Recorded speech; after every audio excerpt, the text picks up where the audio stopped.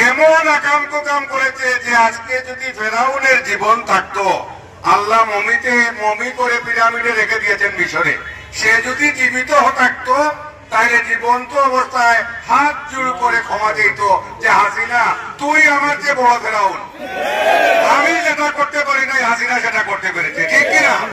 আজকে আমাদের এই যে প্রধানমন্ত্রী দেশনেত্রী বেগম খালেদা জিয়ার জন্য দোয়া করছি, দোয়ার মাহফিল। এই শেখ হাসিনা বেগম খালেদা জিয়াকে দীর্ঘদিন মিথ্যা মামলায় সাজা দিয়ে কারাগারে রেখেছিল।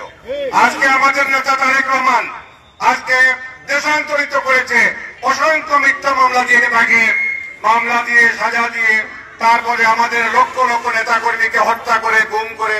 আমার সহযোদ্ধা ইলিয়াস আলী, কালকে আপনারা দেখেছেন বিশ্বনাথে গিয়ে আমি ইলিয়াস আলী সাহেবের মাকে সান্ত্বনা দিয়ে এসেছি।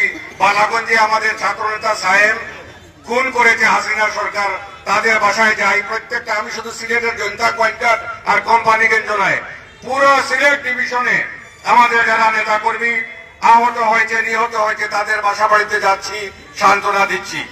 আমি দেশে আসার আগেও ইউরোপের বিভিন্ন দেশ ঘুরেছি, আপনারা যারা আমার সাথে ফেসবুকে সংযুক্ত আছেন আপনারা দেখেছেন, এবং সৌদি আরবে উমরা করে এসে বাংলাদেশে রাজনৈতিক কর্মতৎপরতা শুরু করেছি। সবকিছু ডিপেন্ড করে আল্লাহর রহমতের উপরে, ঠিক কিনা?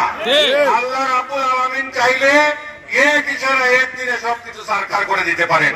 ঠিক যেভাবে শেখ হাসিনার পিতা শেখ মুজিব আর শেখ মুজিবের গুন্ডাগন্ডারা বলেছিল এক নেতার এক দেশ, তাদের তথাকথিত বঙ্গবন্ধুর বাংলাদেশ, কিন্তু আল্লাহর ইশারায় কি হয়েছিল আপনারা তো দেখেছেন, এক নেতার এক দেশ আর আল্লাহর ইশারায় এক রাতেই গোষ্ঠী শেষ, ঠিক কিনা?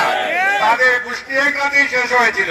ঠিক সেভাবে শেখ হাসিনা চেয়েছিল 2042 সাল পর্যন্ত চিরস্থায়ী বন্দোবস্ত, বাংলাদেশের ক্ষমতায় থাকবে, স্বপ্ন দেখেছিল, ঠিক কিনা? কিন্তু আল্লাহর ইশারায় আমাদের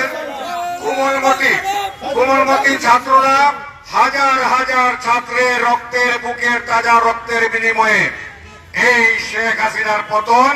ঠিক সেভাবে শেখ মুজিবের পতন হয়েছিল 15ই আগস্ট 75, আর 2024-এর 5ই আগস্ট এই শেখ হাসিনার পতন হয়েছে এক রাতে।